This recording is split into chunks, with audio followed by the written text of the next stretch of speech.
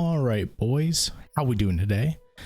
So I saw that the warrior talents were out for the Dragonflight alpha, and I wanted to do kind of like a quick video, well, as quick as I can get it, involving these because I've played a warrior for too many years now. I've really found a love for the class and just playing. I like Fury the most, honestly. That's my favorite one. It's like playing Dance Dance Revolution with your keyboard, and it's one of the most fast-paced classes I've probably played. But yeah, so given the fact that I kind of have a decent knowledge of how to play the class and, like, you know, just general gameplay, and I know how it feels to play a Fury warrior, at least I know how I like to play it, I kind of want to do a quick video and look at these talent trees, and I kind of set one up here, just a quick idea of what I think would be good for just single target, but that would change in between like certain fights and stuff. So for the first one we got like the new battle stance here. It's a battling combat stance that increases crit by 3% and reduces the effectiveness of movement and parrying effects, so like slows and stuff like that. I mean, that's not bad. I took that one. You get berserker stance, you could take that too, and then defensive stance. I took all three.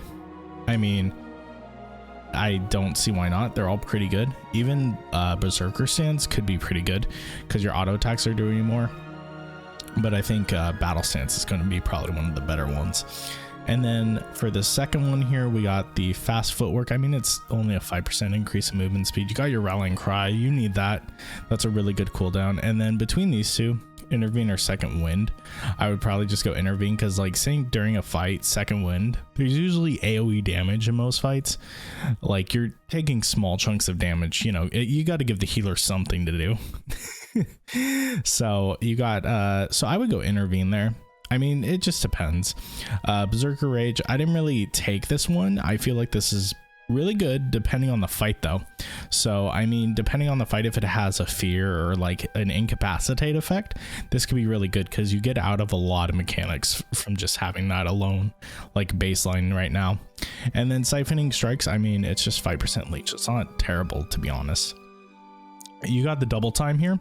Double time is really good talent in single target fights, and I feel like it's something you should probably take, at least with this talent tree. Inspiring presence, you have rallying cry duration, and the health granted is increased by 25%. That's really good, especially if you're raiding. It's just good for all around if the healers need a little bit of a buffer, and I feel like it should be something that's taken. Spell reflection can be extremely good in a lot of situations, especially in like dungeons or even a lot of raid encounters. You can spell reflect certain spells that bosses do kind of just cast, and you can actually get a ton of damage off if you do spell reflect some of the bigger hits. Heroic Leap, I chose this one here because if you're not going the Berserker Rage, Berserker Shout isn't available, so I just went the Heroic Leap. I do like, obviously it's Heroic Leap, it's one of the best jumps in the game. So you got the Furious Blows, which out of all of these, this one's pretty good. It does increase your Bloodthirst damage and Whirlwind by 10%. If you're just going Fury, those are the only two you're really going to be casting, because you're not really going to be casting Slam or Shield Slam on your Fury Warrior. Piercing Howl, it's just a good snare, and reduces their movement effects by 70%. This is a really good cooldown, especially for like mythic dungeons that you need to slow certain guys, especially when they have the necrotic where they get hit, where if your tank gets melee hit, it's really good to slow things down, or even like the ghouls that chase after you. Intimidating Shout, really good ability, fears everything within 8 yards of you, and it's really good. So this one is going to be a choice. You have Stormbolt or Titanic Throw. Titanic Throw, it's not bad, but you're never going to be really using this in a boss fight, and Stormbolt just has so much more utility, and it does a lot more damage. So you have the next one here. What is this? Oh, so the next one here is Honed Reflexes. Pretty good. The cooldown of Pummel, Shield Slam, Overpower, and Bloodthirst are reduced by 1.5. Bloodthirst is your kind of cookie cutter ability for a Fury. It's pretty self-explanatory. So for this part here, I went with the execute is now usable on 35% below targets. It's pretty solid. It's a good talent in certain situations, and I think it was one of the better ones at the beginning of Shadowlands, but got beaten out by a different one. So for this one here, you have Shattering Throw.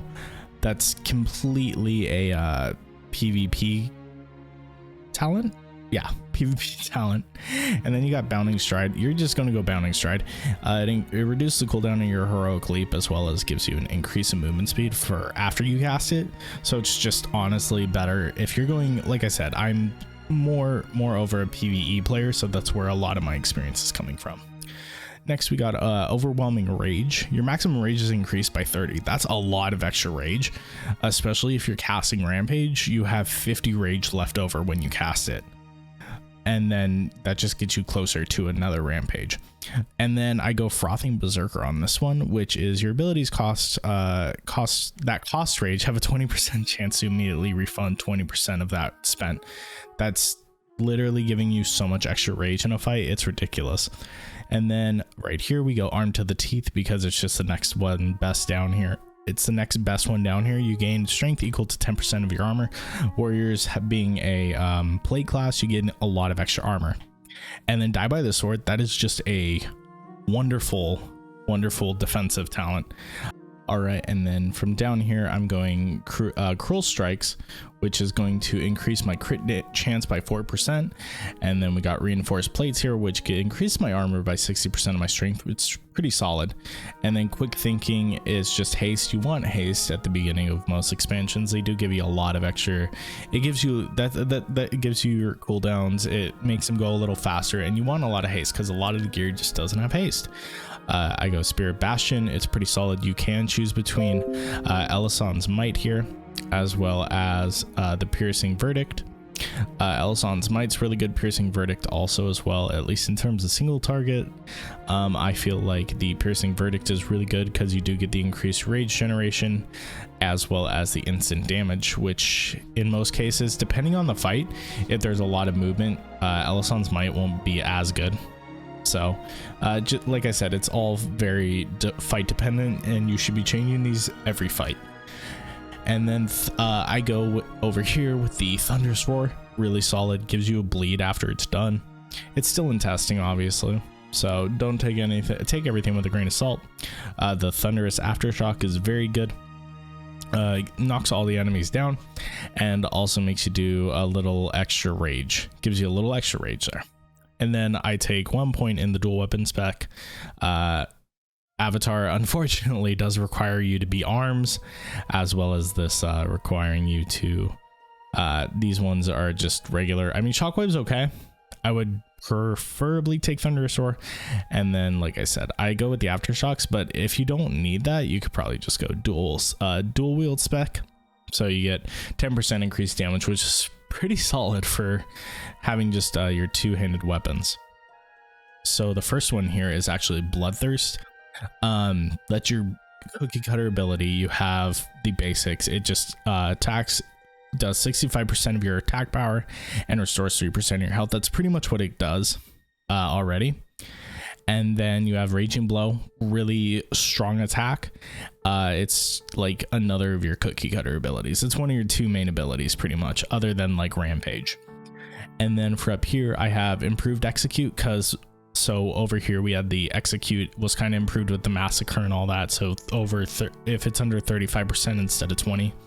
So I went with the Improved Execute, so it no longer costs rage and actually generates rage, which is extremely good.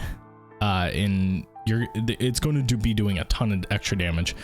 And then I do Improved Enrage here, so that will increase your haste by 15% and your movement speed by 10%. That's pretty much what it does now if you're enraged, but they made it a talent, so you know. And then we have Improved Bloodthirst. It just makes it do extra damage, even though Bloodthirst by itself does not do a lot of damage in general. You just need to be casting it. Warpaint, really good. 10% reduced damage when you're enraged. It's just solid. It's 10% reduction across the board. And then I go Sudden Death. It's really literally you just get free executes, and executes one of, if not your hardest hitting ability. And then I go improved Raging Blow because it's amazing. You get 2 charges, and then it has a 20% chance to instantly reset its own cooldown. That's amazingly good. And then I go with the Enraged Regeneration here. The reason for that is Enraged Regeneration's already super solid. I mean, it's just super solid, and you get to go down the middle here while going that. So the middle here, and then you also can do this one with the Focus and Chaos. So your auto attacks have no penalty to hit from dual wield during Enrage. I honestly am not 100% sure what that means. Your auto attacks have no penalty to hit from dual wield. I'm assuming that means the fact that they can miss and stuff like that, but I wasn't 100% sure on that one. Then we have the Rampage. That's your big fury dump right there. Unleashes a series of 4 brutal strikes. I think it was down, that's up from 3, so that one does even more damage now. And then I also went improved Whirlwind because you needed something extra here, and like, yeah, fresh meat's okay, that's kind of situational. And then single minded fury, I mean, if you really want to go single one-handers, I mean, that's okay, it's definitely okay. I wouldn't stray from it, you know. But I went with the improved Whirlwind here because you kind of need it for Titan's Grip. So you got Blood Craze here. This will improve my Bloodthirst and actually increases critical strike of my next Bloodthirst, stacking up to 5 times. So what that means is every time I Bloodthirst, if it does not crit, it gains 10% more, up to 50%, which is crazy because at some point you're going to just get so many crits off. Frenzy is really good here because right now this is the best talent in terms of single target for Fury right now as of Shadowlands. But like I said, all this can be changed. It's still an alpha. We're still just trying things out. And then you have improved Rampage here, and this causes you to become enraged. So now it's not just baseline, you have to take the improved Rampage to become enraged, and then Rampage does gain 20% more damage. And then, like I said, you need to take improved Whirlwind just to get your Titan's Grip if you're going to be using your 2-handers. This one's going to be if you're using your 1-handers over there, but you do want to take this because you also get the Wrath and Fury, so your damage from Raging Blow is also increased by 20%, which is kind of what I've been going down here, is through Raging Blow. You could also get Onslaught here, which could lead down to Pulverize, but like I said, Raging Blow is probably the best one here. You could get Meat Cleaver as well, but like I said, I'm just going for single target here. And then we go down here with the Vicious Contempt. So Bloodthirst damage is increased by yet another 40% when the target's below 35% health. So this kind of makes it so you're doing a bunch more damage when the enemy is below 35% health. That's kind of what it looks like we're going for with a lot of this. Like, you're going your executes, and then your Bloodthirst is doing more and all that stuff. And then next up here, you have the Cold Steel Hot Blood. This one's pretty simple. Bloodthirst. This one is one of the Azurite traits that came out, and it's just Bloodthirst generates 1 extra rage and inflicts gushing wounds that leech. It's pretty solid. And then you go with your best talent here, Recklessness. That's your big cooldown. You go Berserk and increases all your rage generation by 100% and grants you the 20% increased critical strike for 12 seconds. It's pretty self-explanatory. And then for the bottom here, I got Swift Strikes, which is increased haste by 4%. You really want that haste. Odin's Fury is just like how it was in Legion. You do your big AoE around you, and then you deal like a burn around you. Bloodborne, really good bleed damage from the Odin's Fury, Thunderous Roar, as well as Gushing Wounds. So that's literally everything you're taking here. Right here, the Gushing Wounds, you get that. So your bleeds do 15% more damage. That's a lot of extra damage around the board. And then you go down here, you got Anger Management and Reckless Abandon. The reason I go Anger Management here is it will line, if you're taking the Anger Management, it's lining up with your Odin's Fury pretty well. And then you go hack and slash here. You could go between these two. I feel like hack and slash is better because I'm going more towards the raging blow play style again. So you got the Rampage, has a 30% chance to refund the charge of Raging Blow, pretty solid. And then the Deficit of Insanity just makes your Recklessness last a little longer, up to 6 extra seconds. You could do that. That would be pretty good, and honestly, but I'm just going hack and slash here just from my ideas. You could also go Siege Breaker again for single target. But yeah, so that's pretty much it for the video, guys. Honestly, these talent trees look really promising. I know it's not like 100% done. They could change everything, but yeah, in all honesty, these are looking pretty nice. I definitely went with what I thought was good, but definitely there's probably better choices.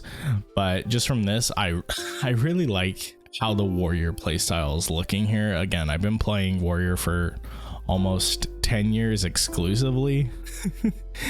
And this gameplay looks so fun, just all these talents and stuff, and I really can't wait. But yeah, let me know what you guys think if you play warrior, or like what you guys think of your classes here. If you guys want to see more of these, feel free to like, comment, leave a subscribe, you know. And if you guys do enjoy, I stream on YouTube very regularly, so you know, hit that bell icon too. And I'll see you guys in the next one. Bye bye.